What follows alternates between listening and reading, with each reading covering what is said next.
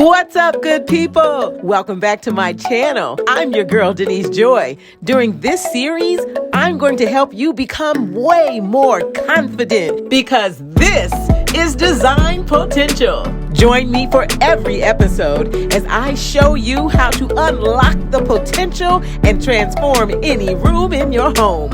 If you're already part of my community, then you know how I get down. I believe you should design your home the custom on a budget way. Custom on a budget, custom on a budget. You came here for help, and I'm going to give it to you. Hold up. Hit the subscribe button if you're not a subscriber. Please share this video. And girl, hit that notification bell. You know you don't want to miss nothing. During this episode of Design Potential, I'm sharing how I maximize the potential in this pretty blah attic. I purchased this 1925 bungalow 5 years ago and redesigned every single room in the house. I'm going to use this blank attic space to show you what's possible when you use the 5 key areas and give them the kind of love and attention they deserve. It doesn't matter if you are a renter or a homeowner. There are 5 key areas you should pay attention to maximize the potential in your home. 5 key areas to maximize potential. Number 1, create zones. Number 2, go bold with your wall treatment. 3, pay attention to lighting, both the task and the ambient. Number 4, your floor covering. It's okay if you start with awesome wood floors, but you want to layer in warmth. And number 5, your decor and your art. Yep, that's the jewelry in the room. You got it. Once I purchased this 1925 bungalow, I knew that I wanted to dramatically transform this attic space. First thing I did was think about what kind of zones I wanted to have in this room. I knew I wanted an office zone, a bedroom zone, and the all-important den, TV watching, hangout zone. While I worked on other areas of the home, I initially set this attic up using items I had from my other home. And although they were fine for a while, I knew in my heart of hearts, I wanted to really elevate this space and give it what I call like this retro, a little touch of Afro, Boho, mid-century modern kind of a vibe. So I'm ready to take this attic from blah to a little retro badass. One of the things I love about this upstairs is just how cozy it is. People say this space makes them feel like you got a warm hug when you come up here. I am going to miss this coziness when I renovate, but the renovation is going to be the bomb. But in the meantime, let me set this room up. I got this really cool mid-century modern kind of retro futon cover online. I think it's a great improvement to the one that I had on here for about 10 years. I love the fun colors here. It's really giving this room the up-level vibe that I wanted. The futon base is so awesome. And futons are not dead, you guys. A futon is a great choice when you have guests over for holidays or, sister friends over to do a sleepover. This is perfect.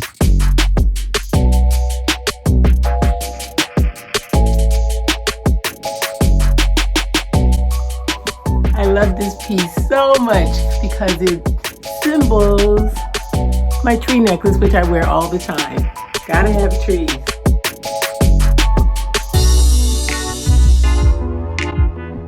Maximizing the potential in your room. Key number 5 is decor and art.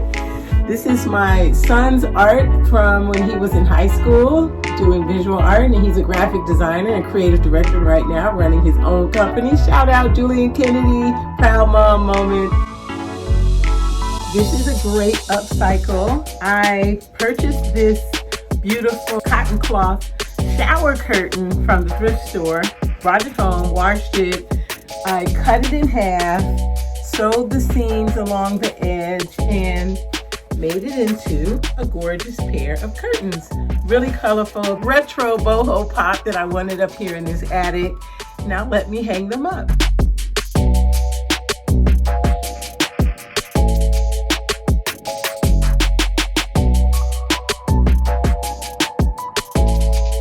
Using a tray on a small coffee table. This coffee table happens to be a rattan wicker. It's rather narrow, so I'm using this tray to have a hard surface that grounds it. It'll be an area if somebody's having a drink or something, a snack, they can place their items on it.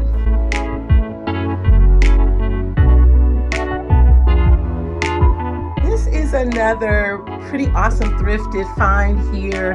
This is called a butler's tray. I paid about 25 bucks for it. It was really grungy and dingy, and I buffed it up and cleaned it off, and trust me, when I looked it up, it's worth about $900. So I think that's a pretty good thrift score. This is some artwork that I painted myself. You know, I love to paint on fabric. This is acrylic paint on mud cloth, which I love to do. Let me know if you love this thrift find. This grouping is one of my favorite art and decor pieces, actually in my whole house. I got these prints, this rhinoceros and this lion from the thrift store. And then I sourced this antique tin ceiling tile from a flea market, and I grouped them all together. I love it. I love to take things that have some vintage and a little age and really spruce up the room with meaning and memory. When you maximize the potential in your home, it transforms your life. Using the 5 key areas to maximize the potential, I turned my converted attic from an okay space into a retro relaxation zone. Check it out.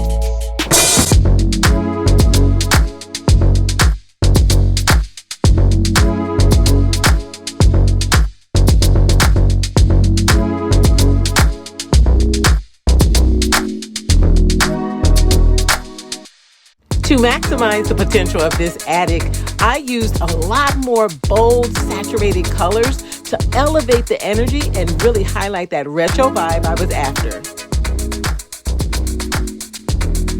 What do you think of the curtains? Be honest. Let me know in the comment section below. Remember, this is a shower curtain that I converted into these curtains. I cut the shower curtain in half and hemmed it, seamed it, and bam, I love it. Let me know what you think.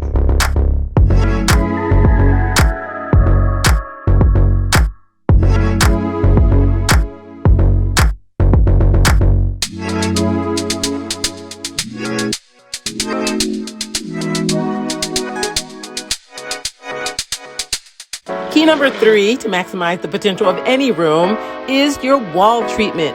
I say go with bold wall color. Remember earlier, I mentioned that people say it feels like a warm hug. The color tone of the carpet and the walls are the exact same tone. It creates this really kind of cocoon feel in this space, and most people absolutely love it.